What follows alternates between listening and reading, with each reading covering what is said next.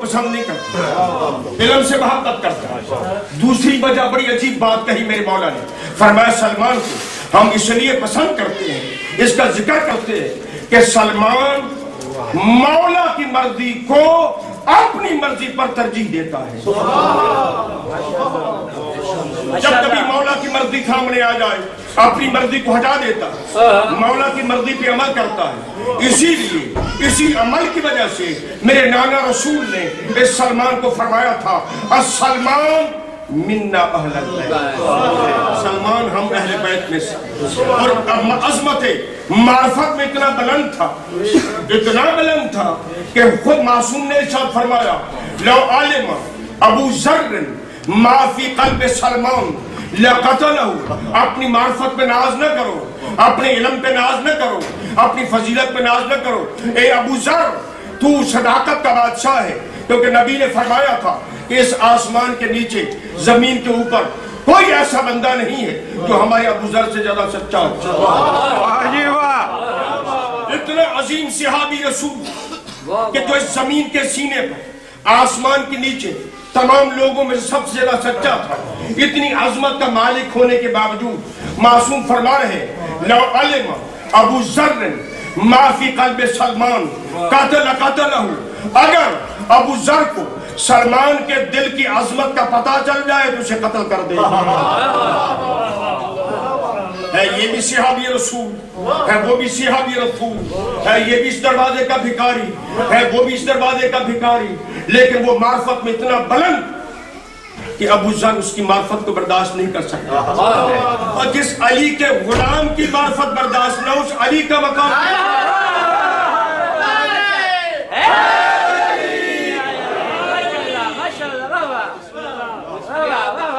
آپ کے چھٹے امام ارشاد فرماتے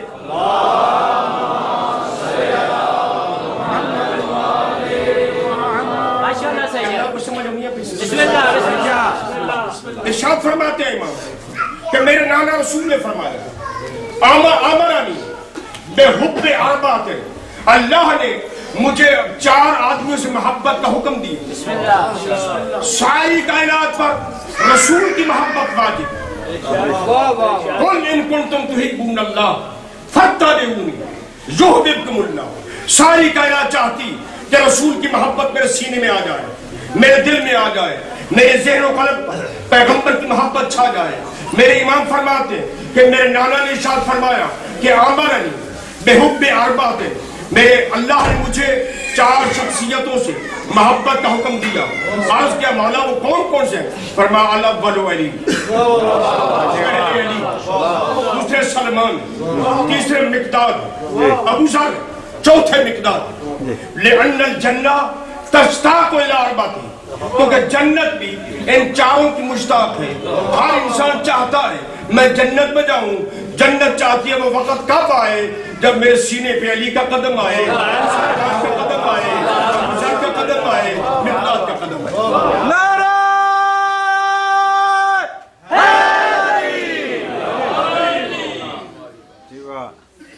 یہ سلمان فرماتا، یہ قرآن کی آیات پر میرے سامنے دشمن نے اعتراض کیا کہ تم کہتے ہو قرآن افلا یتدبرون القرآن لو کان من عند غیر اللہ لوجدوا فیہ اختلافا کثیرا۔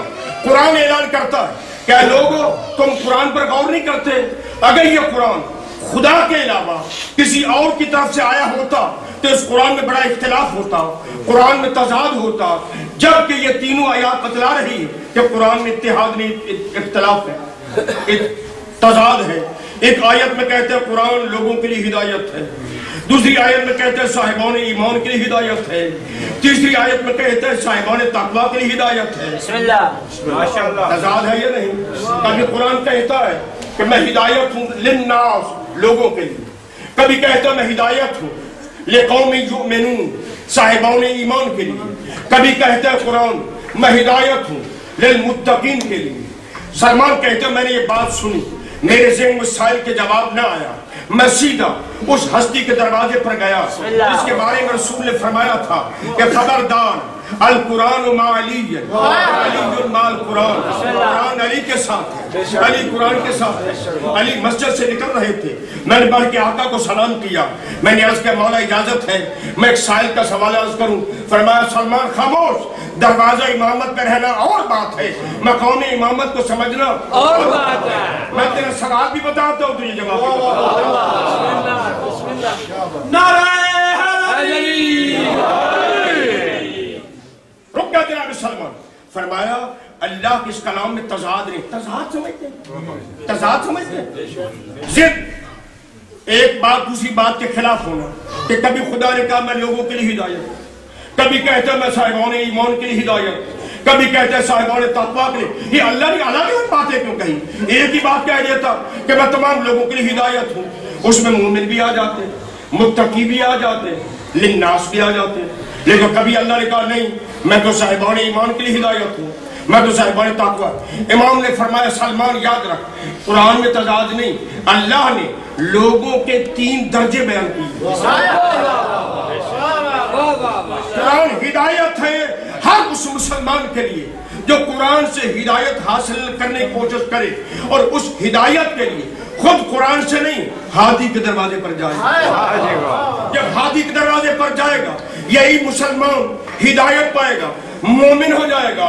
جب مومن ہوگا تو پھر عمل صالح کی ضرورت ہوگی، تقوی اختیار کرے گا، اس تقوی کو حاصل کرنے کے لیے پھر قرآن اور وارث سے قرآن کے دروازے پر آئے گا، یہی مومن متقی ہو جائے گا۔ قرآن لوگوں کے لیے بھی ہدایت ہے، صاحبان ایمان کے لیے بھی ہدایت ہے، صاحبان تقوی کے لیے۔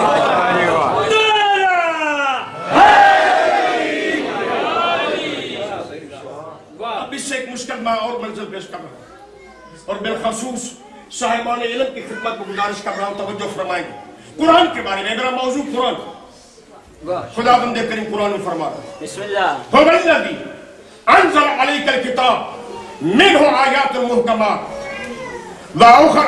وَأُخَرُ مُتَشَابِهَاتٌ فَأَمَّا الَّذِينَ فِي قُلُوبِهِمْ زَيْغٌ فَيَتَّبِعُونَ مَا تَشَابَهَ مِنْهُ ابْتِغَاءَ الْفِتْنَةِ وَابْتِغَاءَ تَأْوِيلِهِ وَمَا يَعْلَمُ تَأْوِيلَهُ إِلَّا اللَّهُ وَالرَّاسِخُونَ فِي الْعِلْمِ۔ سورہ آل عمران، اللہ فرما رہا ہے فَوَالَّذِي أَنزَلَ عَلَيْكَ الْكِتَابَ، میرے محبوب میں وہی خدا ہوں جس نے تم پر قرآن نازل کی۔ منہ آیات محکمات، قرآن کی 2 قسمیں ہیں، ان آیات کی 2 قسمیں ہیں، کچھ آیات محکم جن کا مطلب واضح، جن میں کوئی الجھن نہیں ہے، آیت پڑھتے جاؤ ترجمہ دیکھتے جاؤ تو مطلب سامنے آ جائے گا، منظر تک پہنچ جاؤ، اسے کہتے ہیں آیت محکم۔ وَمِنْهُ آیات متشابہات، اور اسی قرآن میں کچھ متشابہ آیات ہیں، اور جو متشابہ آیات ہیں ان کے بارے میں جن کے دلوں میں کجی، جن کے دلوں میں ٹیڑھا پن ہے، وہ اس قرآن کی آیات کی ایسی تعویل کرتے ہیں تاکہ اپنا مقصد حاصل کر لیں۔ اللہ فرماتا ہے خبردار ان آیات متشابہات کی کوئی تعویل نہیں جانتا الا اللہ، سوائے اللہ کے، والراسخون فی العلم، یا وہ جانتے ہیں جو راسخ فی العلم ہیں۔ راسخ فی العلم، اس برتن میں آپ اتنی ہی کوئی چیز ڈالیں گے نا جتنی اس ظرف کی گنجائش ہوگی۔ اگر آدھا کلو پانی آنے کی اس میں گنجائش ہے تو آدھا کلو سے زیادہ پانی ڈالیں گے تو گر جائے گا، اور ہر دیکھنے والا کہے گا کہ اس برتن میں پانی ہے، جی کیونکہ وہ پانی ظرف کے مطابق اس برتن میں آ چکا ہے۔ اور اگر یہی برتن آپ دریا میں ڈال دیں، دریا میں ڈبو دیں، آپ تو نہیں کہیں گے نا کہ برتن میں پانی ہے، بلکہ کہیں کہ پانی برتن میں ہے، برتن پانی میں ہے۔ اللہ نے یہ نہیں فرمایا کہ میں تعویل آیات متشابہات جانتا ہوں اور والراسخون فی العلم، جو علم کا مجسمہ ہے وہ جانتے، فرمایا نو والراسخون فی العلم، ان کے دائیں بھی علم ہے بائیں بھی علم ہے۔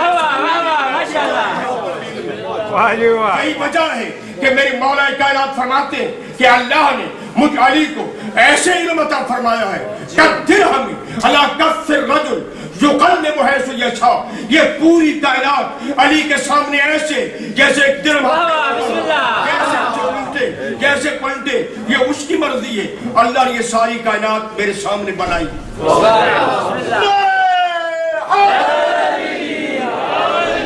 والراسخون فی العلم، ان سوائے اللہ کے اور راسخون فی العلم۔ پہلی آیت سورہ آل عمران میں فرمایا کہ آیات قرآنی کی دو قسمیں ہیں، ایک ہے محکم، ایک ہے متشابہ۔ پھر سورہ ہود میں فرما رہا بسم اللہ الرحمن الرحیم الف لام را کتاب احکمت ثم فصلت من لدن حکیم خبیر۔ الف لام را کا ترجمہ وارث قرآن کے علاوہ کوئی نہیں جانتا۔ بے شک بے شک۔ جتنے مقطعات قرآن ہیں نا، ان کی تعویل، ان کی تفسیر، ان کی تبیین وہی جانتے ہیں جن پر قرآن نازل ہے۔ اللہ نے اپنے قرآن کا وارث بنایا، اس لیے میں ترجمہ کرنے کی ضرورت نہیں کرتا۔ اللہ فرماتا ہے کتاب احکمت، یہ کتاب ساری محکم، ثم فصلت، پھر یہ اپنے فیصلے سناتی من لدن حکیم خبیر، اس اللہ کی طرف سے آئی ہے جو حکیم بھی ہے خبیر۔ اس آیت میں اللہ نے فرمایا پورا قرآن محکم۔ پہلی آیت جو پڑھی اس میں کہا کہ کچھ آیات محکم ہیں، کچھ آیات متشابہ۔ اس آیت میں کہا کتاب محکمہ، پوری کتاب محکم، اس میں متشابہ ہے ہی نہیں۔ بسم اللہ۔ بیٹھے ہو ٹول گئے۔ بسم اللہ۔ پھر تیسری آیت سورہ زمر میں فرما رہا، یہ سورہ ہود کی آیت تھی جو میں نے ابھی پڑھی۔ پھر سورہ زمر میں فرما رہا کہ اللہ نزل احسن حدیث کتابا متشابہا، اللہ نے اپنی یہ مقدس کلام نازل کی جو ساری کی ساری متشابہ۔ بسم اللہ، ماشاءاللہ۔ کوئی گل پلے پہ نہیں۔ قرآن نے 3 دعوے کیے۔ پہلے دعوے میں فرمایا کہ میری آیات کچھ محکم ہیں، کچھ متشابہ۔ دوسری آیت سورہ ہود میں کہا یہ سارا قرآن محکم ہے۔ تیسری آیت سورہ زمر میں فرمایا کہ یہ ساری کتاب متشابہ۔ اور یہی سوال لے کر ایک عیسائی سکالر بسم اللہ زمانے کے کسی زمانے کے خلیفۃ المسلمین کے پاس گیا۔ علماء نے دربار میں تشریف فرماتے، اس نے اس خلیفہ کو سلام کرنے کے بعد کہا کہ جناب کیا آپ کا ایمان ہے کہ یہ قرآن اللہ کا کلام ہے؟ کوئی شک نہیں ہے، یہ قرآن اللہ کا کلام ہے۔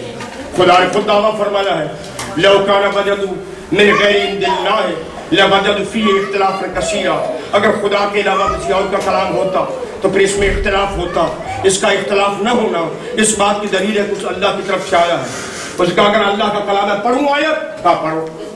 اس نے پہلی آیت پڑھی وَالَّذِي أَنزَلَ عَلَيْكَ الْكِتَابَ مِنْهُ آيَاتٌ مُحْكَمَاتٌ هُنَّ أُمُّ الْكِتَابِ وَأُخَرُ مُتَشَابِهَاتٌ فَأَمَّا الَّذِينَ فِي قُلُوبِهِمْ زَيْغٌ فَيَتَّبِعُونَ مَا تَشَابَهَ مِنْهُ ابْتِغَاءَ الْفِتْنَةِ وَابْتِغَاءَ تَأْوِيلِهِ وَمَا يَعْلَمُ تَأْوِيلَهُ إِلَّا اللَّهُ وَالرَّاسِخُونَ فِي الْعِلْمِ۔ کہا اے خلیفہ صاحب آپ کا قرآن بتلا رہا ہے کہ قرآن میں 2 قسم کی آیتیں ہیں، کچھ محکم ہے کچھ متشابہ۔ بسم اللہ بسم اللہ۔ ہمارا ایمان ہے نا آیات کو کچھ شک نہیں۔ کہا آگے آیت اور پڑھوں؟ کہا پڑھو۔ اس نے سورہ ہود کی آیت پڑھی الف لام را کتاب احکمت ثم فصلت من لدن حکیم خبیر، کہ یہ پورا کا پورا قرآن محکم ہے، اس میں کوئی متشابہ نہیں۔ بسم اللہ۔ اٹھی گردنیں جھک گئی۔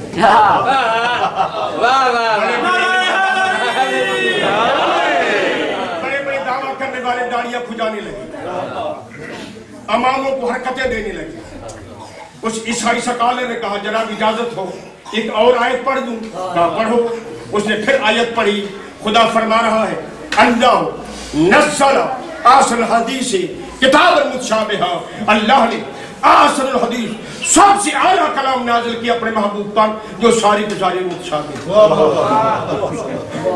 کیا تم کہتے ہو قرآن میں اختلاف نہیں؟ قرآن خود ایک بار کچھ کہتا ہے، دوسری منزل پہ کچھ اور کہتا ہے، تیسری منزل پہ کچھ اور کہتا ہے۔ میں خلیفہ کا نام بتا دیتا ہوں، مجھے کچھ شک نہیں۔